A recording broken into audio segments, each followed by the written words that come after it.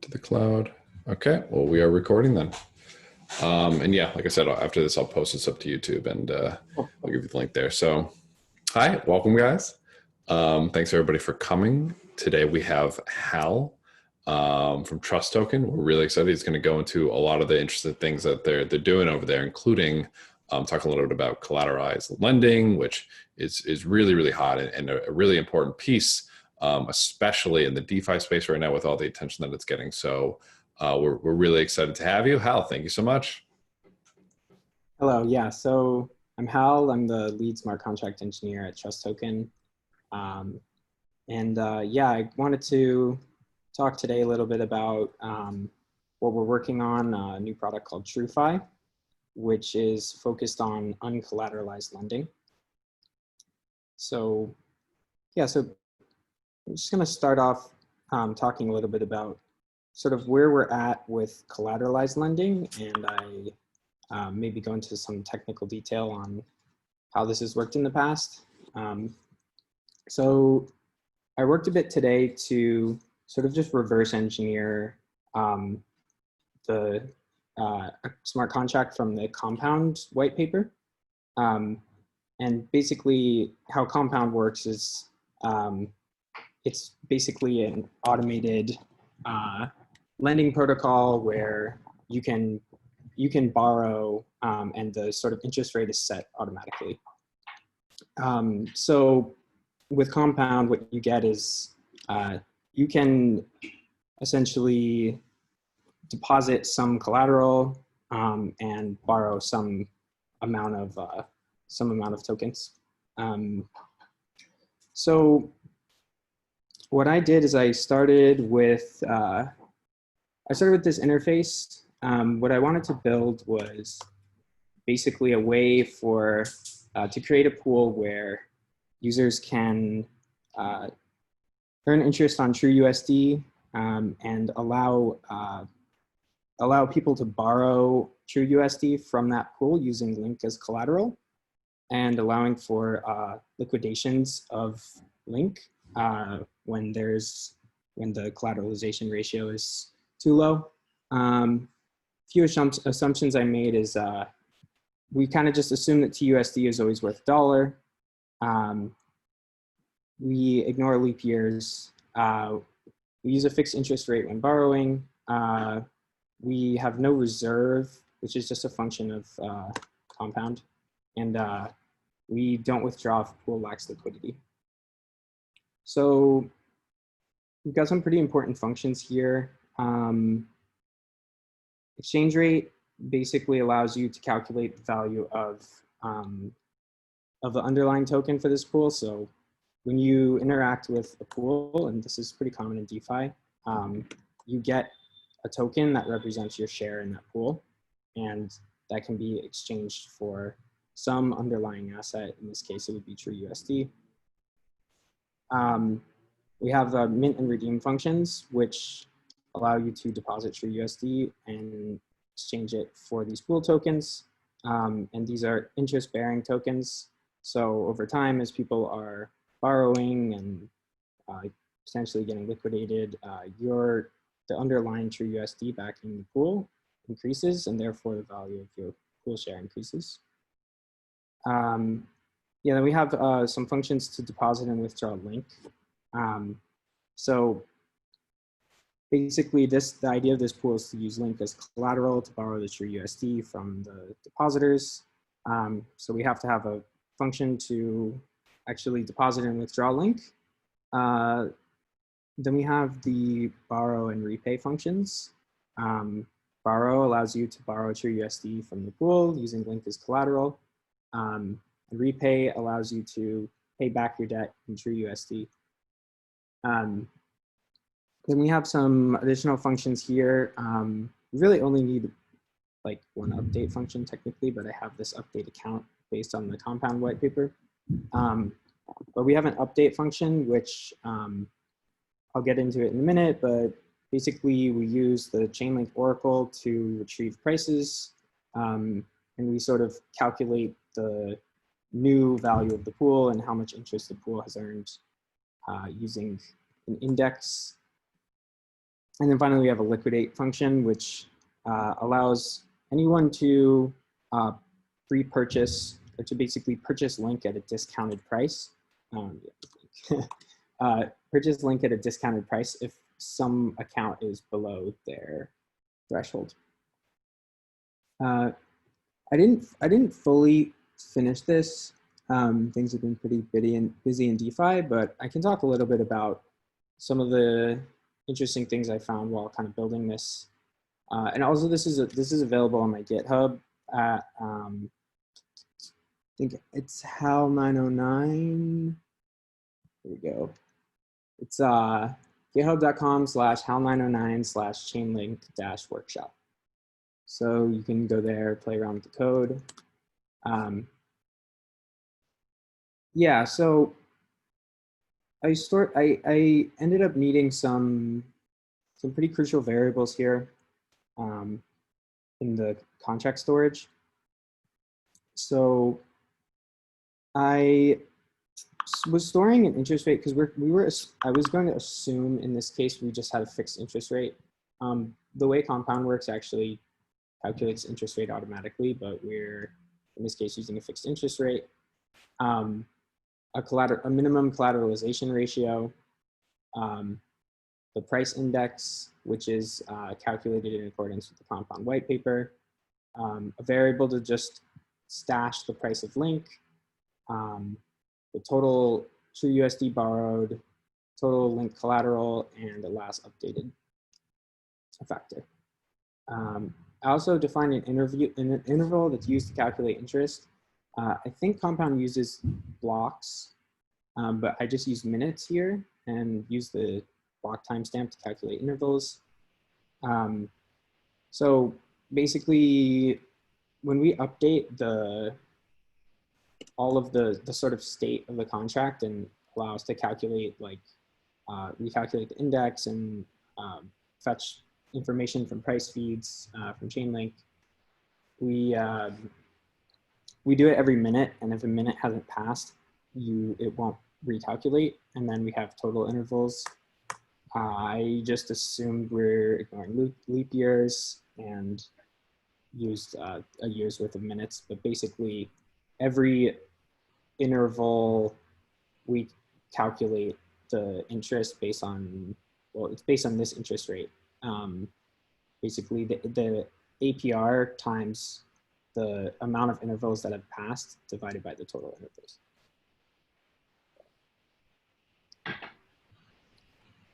We have some structures that are useful for just tracking how much people have borrowed, how much collateral they have backing their debt. Checkpoints are interesting. So every time that a user deposits or withdraws in Compound, basically the contract will check the last time that they rebalanced or made some amount of change to the state, and it'll store this new checkpoint. I can go back to the white paper here. So the checkpoint the checkpoint calculation here. Yeah, so they store it as account checkpoints, and they're using a tuple. I choose a struct here, and basically you just track the balance at the time of interest that interest was last applied to this account. So you only need to actually update this variable when somebody changes the state. So whether they are trying to borrow more, pay back their debt, etc. This is where you actually check the borrower's balance, including accrued interest. So I have that stored as a struct, and then I have a user, which includes, it just has the total amount borrowed, the collateral, and the checkpoint. And finally, a mapping to store users of this smart contract. So anyone who is trying to borrow is stored in this mapping, and they have all this data associated with it. I set the rate as 0.1, which would be 10% APY.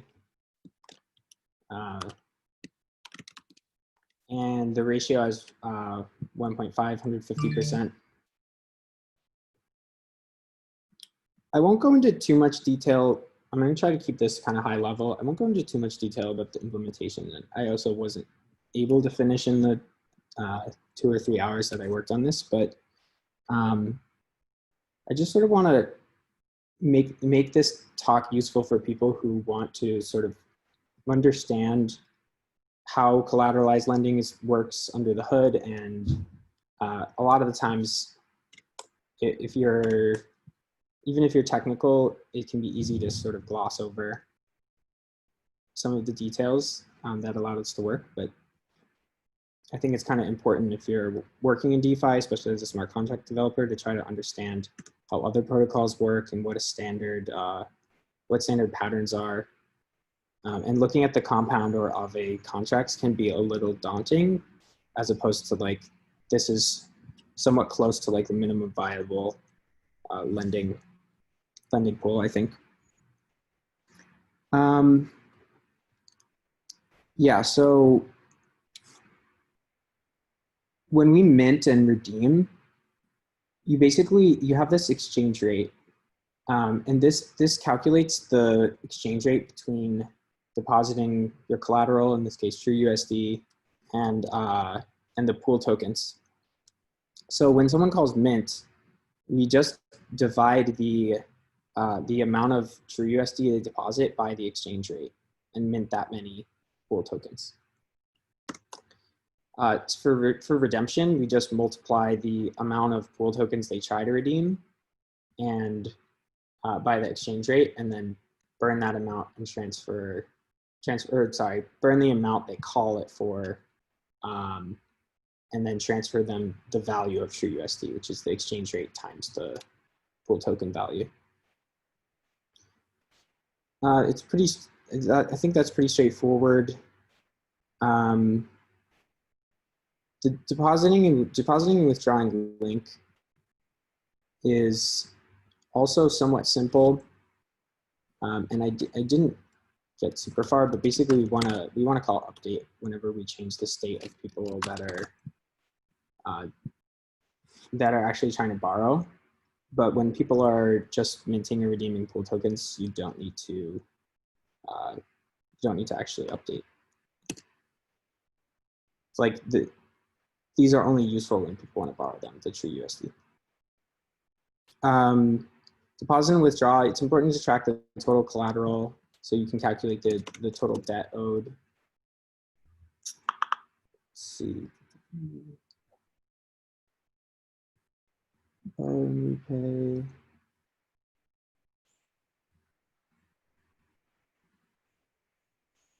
Yeah, I think I'll just go to the update function, because this is sort of what's more interesting. So if you look at the white paper, Compound uses this index variable to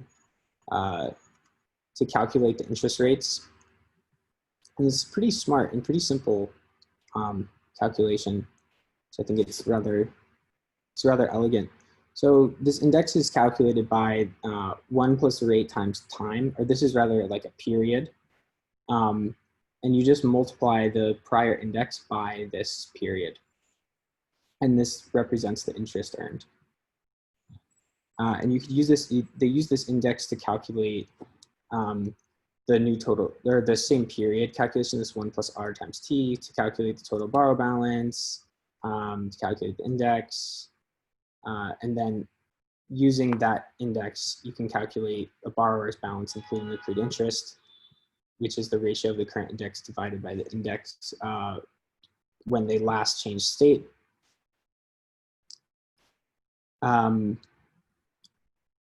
Yeah, but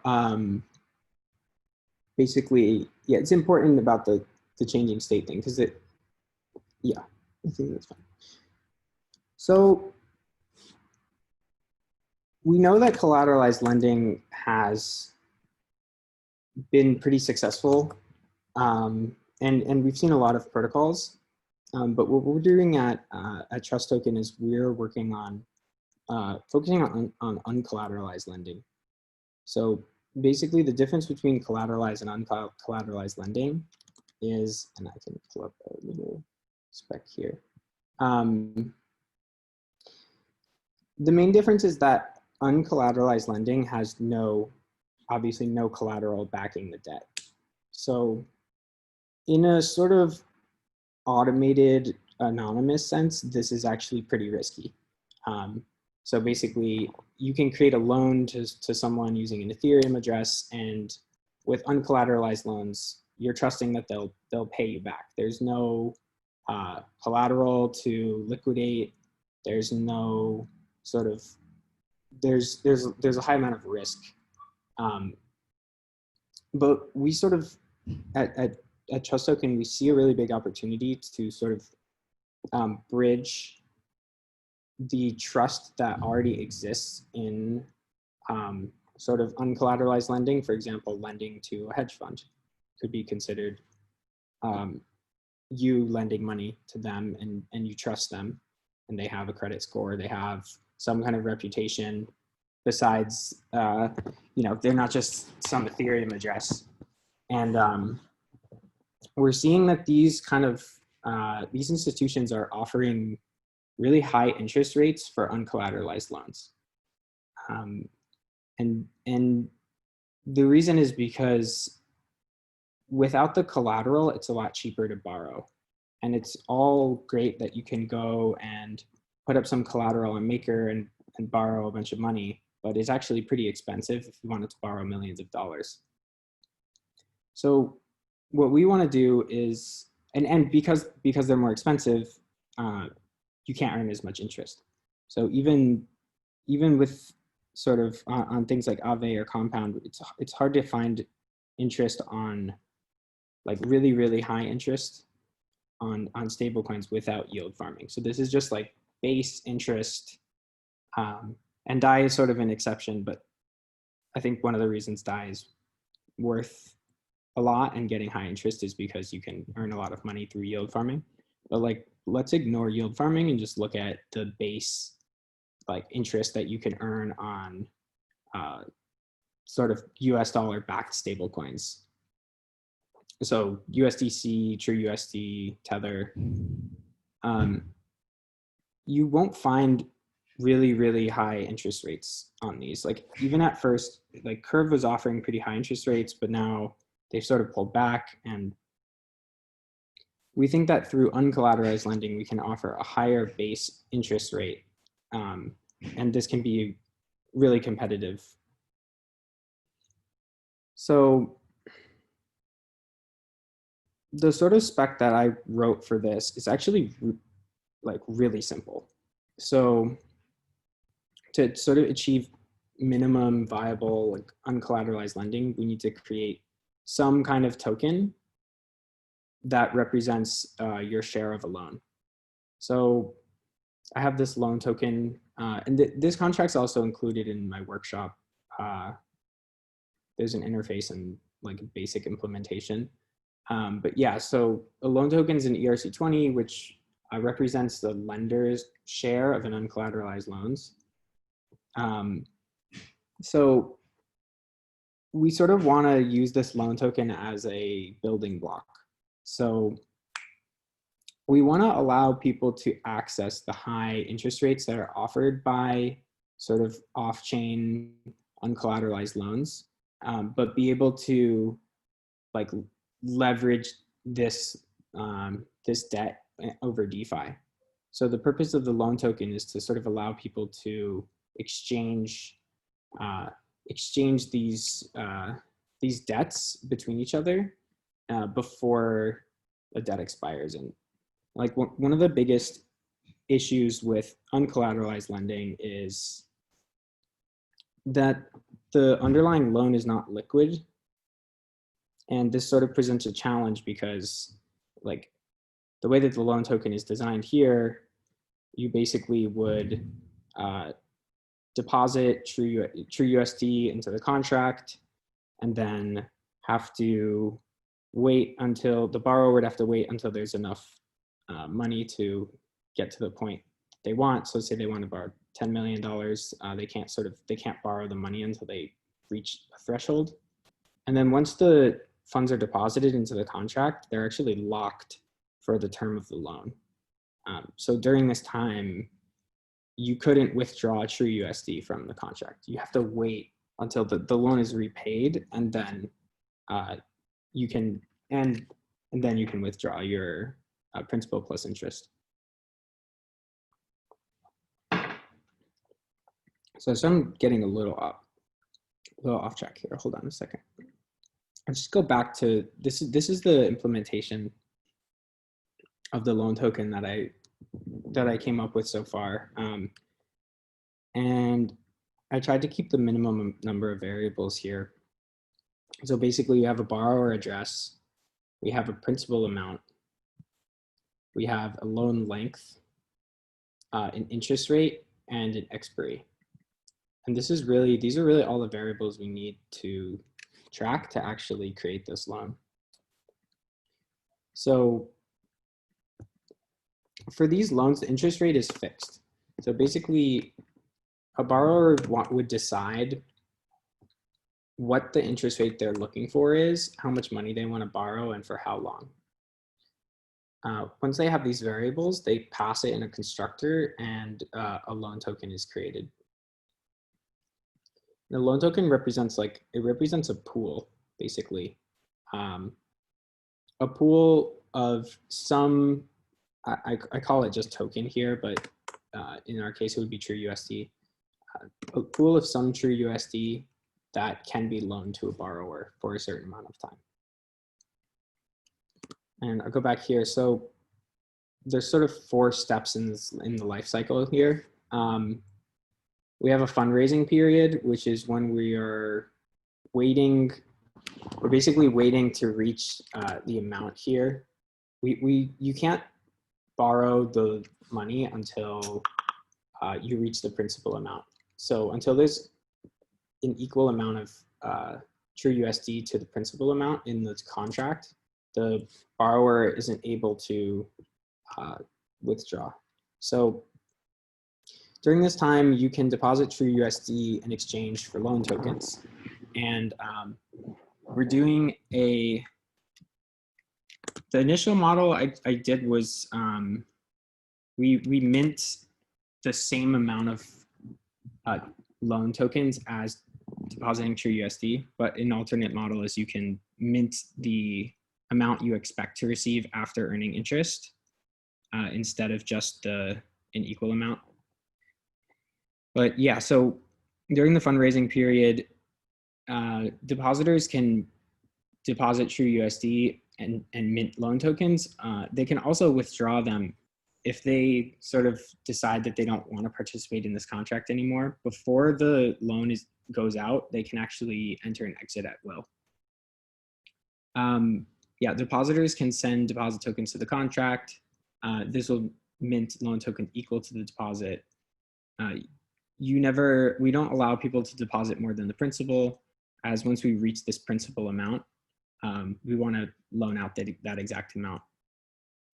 Also, fundraising this phase is considered complete and can move on to the next phase after we reach this amount of deposit tokens.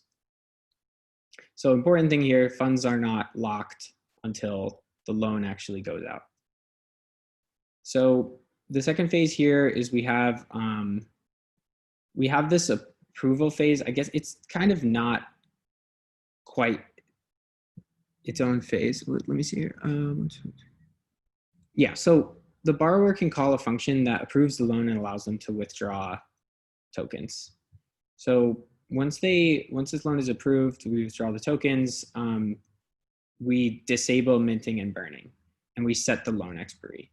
So the term doesn't actually start until the borrowing starts. So we set the loan expiry, we disable minting and burning of loan tokens. Now we enter this third phase called the lending phase. And here we're just waiting for the block timestamp to be greater than the expiry. And yeah, expiry again is set to timestamp at the time of approval plus the length of the loan. So until timestamp is greater than expiry, we can't mint or burn loan tokens. And the borrower can pay back deposit tokens at any time. We currently have it set so they can't withdraw, but it's kind of doesn't really matter if they can withdraw or not. Basically, you're waiting for the borrower to pay back the full amount before the expiration of the loan. Once we pass this timestamp greater than expiry point, we enter the, I just call it the complete phase. Basically, we allow burning. Minting has been disabled at this point for these two phases, but we allow burning, and loan tokens can be burned in exchange for a share of the deposit tokens in this contract. So say the deposit token is true USD.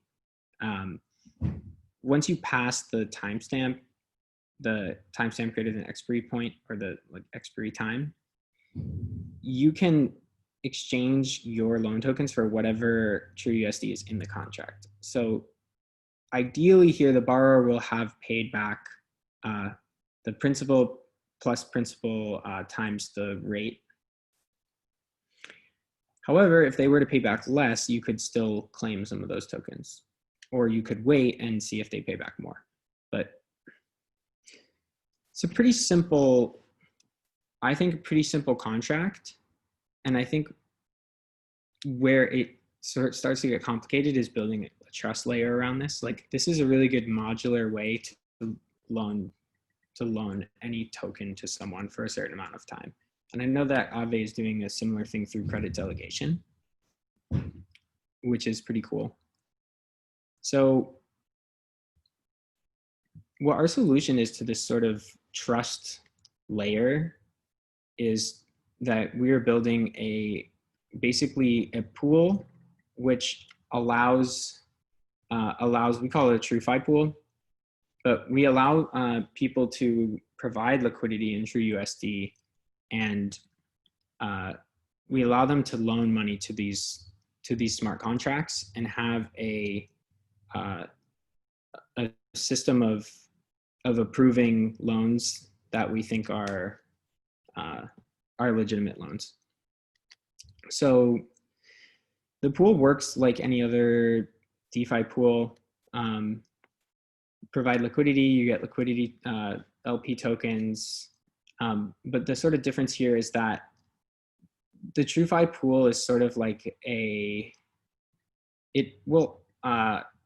based on sort of a system of voting, we allow the pool to loan money to trusted individuals. And so you can think of this as kind of like a way that we're sort of bootstrapping from like a centralized point to expanding to a decentralized point.